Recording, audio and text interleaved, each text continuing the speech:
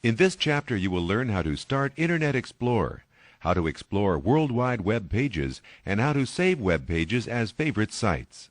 You will also learn how to set up Outlook Express, how to explore your inbox, and how to create and send an email message. Windows 2000 comes with its own web browser, Internet Explorer.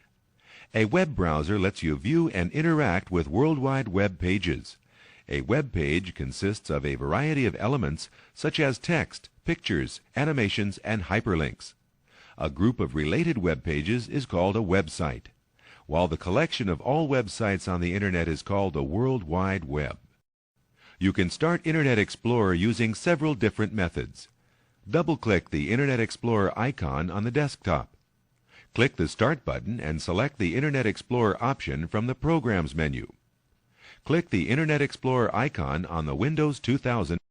For this exercise, let's use the desktop icon to start Internet Explorer. The first time you use Internet Explorer, the Internet Connection Wizard appears. To set up your Internet connection, you answer a series of questions in the Wizard dialog boxes. You must have an Internet Service Provider, or ISP, to connect to the Internet.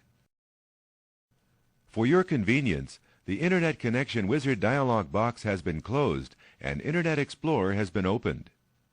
The first page you see is known as your home page, in this case, the MSN.com Internet Start page. This is the web page you see each time you open a new session of Internet Explorer. You can return to the home page anytime by clicking the Home button on the Standard Buttons toolbar. You can also change which web page is designated as your home page. To do this, you would click Internet Options on the Tools menu, then enter the new web page address in the Home page section of the dialog box. From that point on, every time you start Internet Explorer, you would be returned to the new home page you have designated. The Internet Explorer screen gives you many tools for browsing the Internet. Most underlined phrases and many graphics and pictures on a web page are hyperlinks. Clicking a hyperlink takes you to another web page. When you move your mouse around the Internet Explorer window, notice that sometimes the mouse pointer changes to a hand. This indicates that you are pointing to a link or connection to another web page.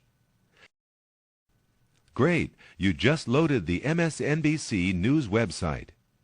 If you already know the address of a web page, you can go to it directly by typing the address in the address bar of the Internet Explorer window and pressing Enter. You are now at the Wall Street Journal website. Once you have typed an address in the address bar, Internet Explorer stores the address in the address bar drop-down list. Clicking on an address in this list takes you quickly to that web page again. Good! You are back at the first website you opened, www.msn.com. In addition to the address bar drop-down list, additional tools, such as the back and forward buttons, let you jump to pages you've accessed since the last time Internet Explorer was opened. Internet Explorer keeps track of every site you've accessed during the last couple of weeks. You can find links to these sites in the History list, which each folder icon on the History bar represents a website you've previously visited. The History bar initially displays websites you have accessed today. To view sites visited earlier in the week, click one of the previous day's folders. When you click a folder on the History bar, the current open folder collapses and the new folder expands. Let's expand Thursday's folder in the History bar and look at the White House links.